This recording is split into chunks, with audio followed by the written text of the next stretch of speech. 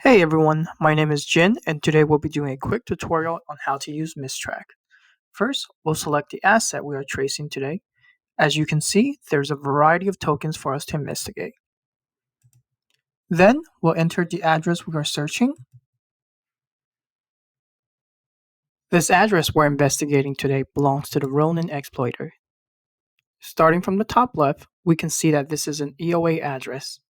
This means that this address is controlled by a seed phrase. If this was a contract address, it would say contract. Right below it, we can see the tokens held by this address.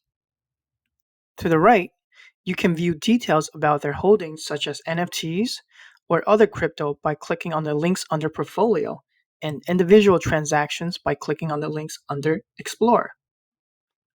Next, we have the address labels. Addresses are tagged to provide us with further details about the account. These tags include exchange addresses such as Coinbase or Binance, ENS addresses, whale wallets, and many others. The next feature is our AML Risk Score. This is a score we assign to each address based on their interactions on the blockchain. The higher the score, the more likely they are involved with malicious activities. It also displays a chart on why it was assigned that score. As you can see here, the main reason this address receives such a high score is that it's tied to a hacking event. To the right, we have an overview of this account. It displays information such as current balance, first and last transactions, total transfers of ETH, as well as incoming and outgoing transactions. You can also refresh it manually by clicking here. By clicking on the star here, this address is automatically saved to your favorites. You can also use this feature to save your favorite crypto whales and follow their activity. We created private notes for each address to better assist you with your research, like I did here. Next up, we have the transaction analysis. Rather than manually studying the specifics of an address using Block Explorer, MistTrack creates a chart displaying the different types of transactions.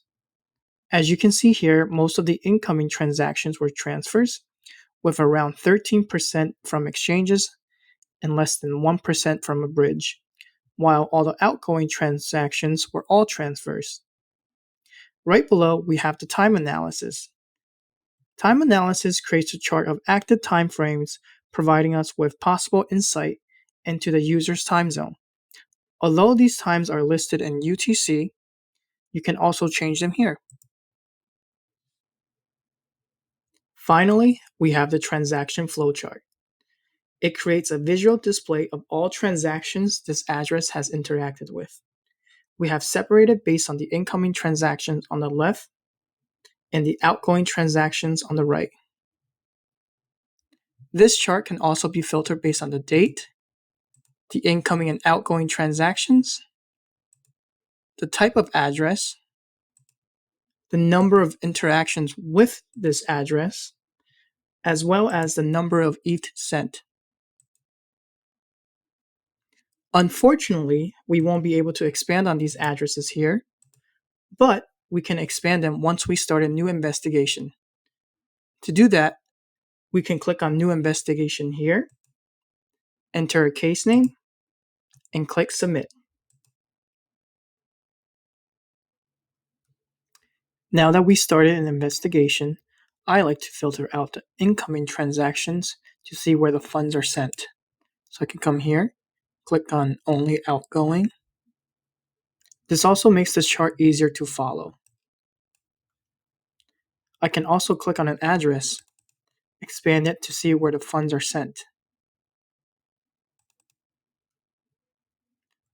I'm just going to click on a couple of these to show you what it looks like.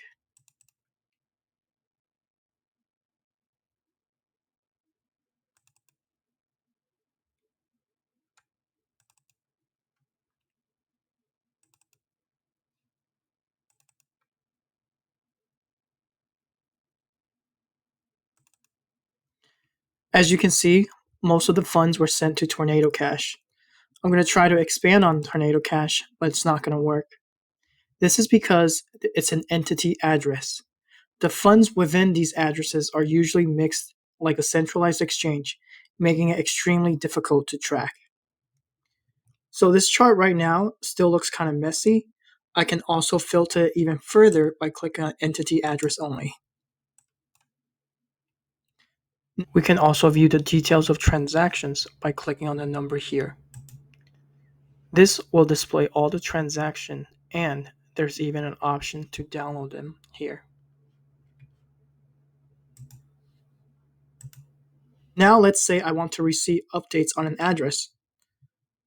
I can just add this to my monitoring list by clicking here, typing in the name, and click Submit. Once it's added to my list, I will receive an alert every time that address makes a transaction. You can learn more about MistTrack by following us on Twitter and subscribing to our channel. If you have any questions or suggestions, please feel free to join us on our Telegram down here or send us a DM on Twitter. And that's it for today. Bye-bye.